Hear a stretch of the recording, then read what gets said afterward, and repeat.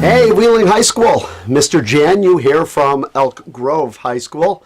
Thanks so much for letting me be a part of your film festival. Now, I'm a huge proponent of DIY filmmaking.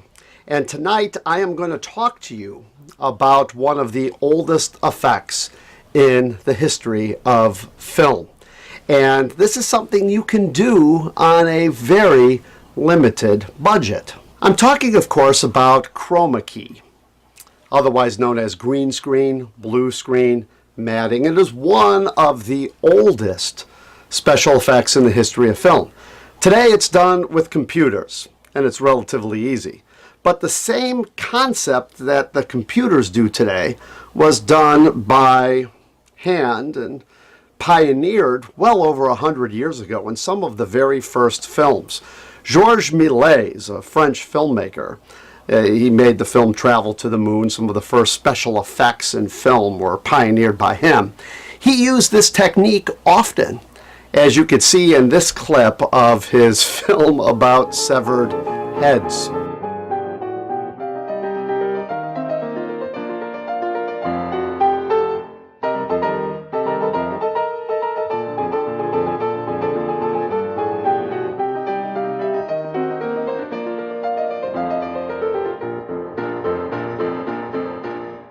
Now, what he did in that film is he masked out part of the film, and then he used double exposure.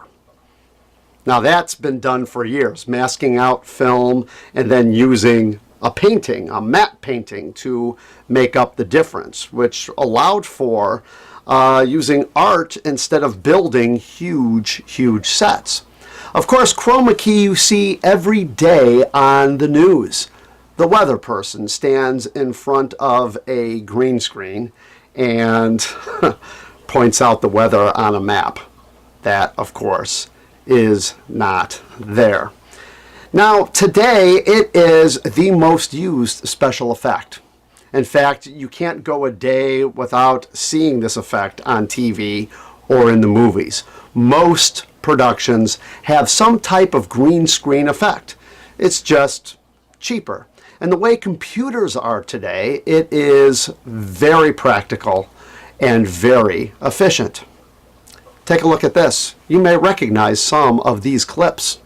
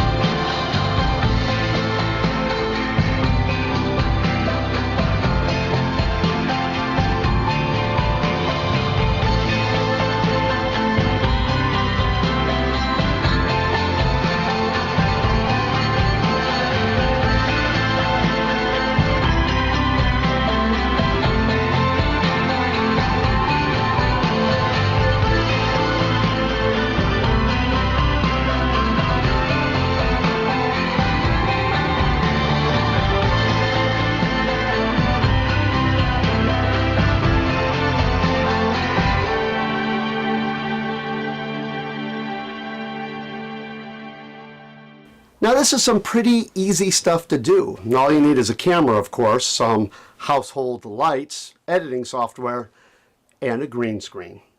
Now, why green? Well, it doesn't have to be green, actually. It could be any color. At one time, blue was often used as a screen. But the problem with blue is that blue is a very popular color. It appears a lot on clothes. So the industry kind of turns more towards green, although blue screens are used a lot. Not outside as much because the blue blends in with the sky, but inside, green is often used. And that's the kind of screen that I have, a green screen.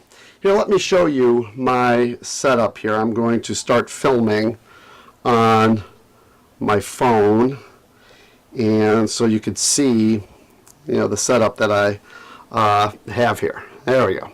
There's my camera there. It is a relatively cheap camera. This is what I use for home movies and everything, but it is an HD camera. It was about $300, and as long as it has some manual controls, and also, if you notice here, it has a microphone input. I like having a microphone, and there's my mic up there.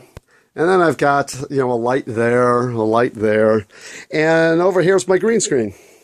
I was sitting on a box. We are now down in my basement, and it's kind of small and cramped, but you don't need a whole lot of room for a green screen. Now that is a fluorescent light. I usually light my green screens with a fluorescent because it puts a little bit more of an even spill on the green screen, and that's what you want. Now for the subject, in this case me, I use the incandescent lights. Now the incandescent lights give off a more warmer tone, which is good for human beings. The fluorescents are more of a cool color, and so it is more evenly distributed on the green screen. Now this green screen I purchased on eBay, actually, and you could get a really nice size green screen for less than 20 bucks. You could also buy paint. I mean, if you've got some walls in your house or something, you could paint walls green. But I like going with the cloth. It does have wrinkles in it. I should roll it up instead of crumble it up. I try and fold it, but it is long. It's about 10 feet wide by about 30 feet long. And of course, you don't need one that big at all. And then over here is my editing computer. So here I have some footage loaded up in Adobe After Effects. Now, it's pretty simple to use. They have a plugin called Keylight, and what I want to do on the bottom layer, I have the image of the movie theater. So there is the movie theater footage, and then there's me. Now what I have to do is key out the green, so I use the color picker, I choose the green, and whammo, it's gone. So that is basically it. Just some fine adjustments, and I've got my green screen, which means that I can place characters virtually any place. And if it's done correctly, it can look, halfway decent. Let me give you some examples. Behind me is the ruins of Corinth.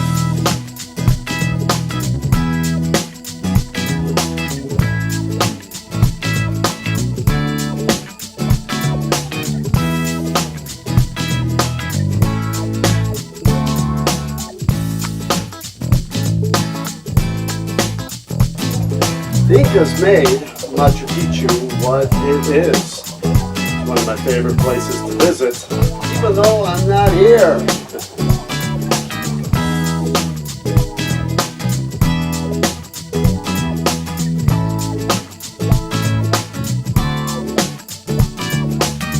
So using a green screen can be very affordable. It can be done on a DIY budget.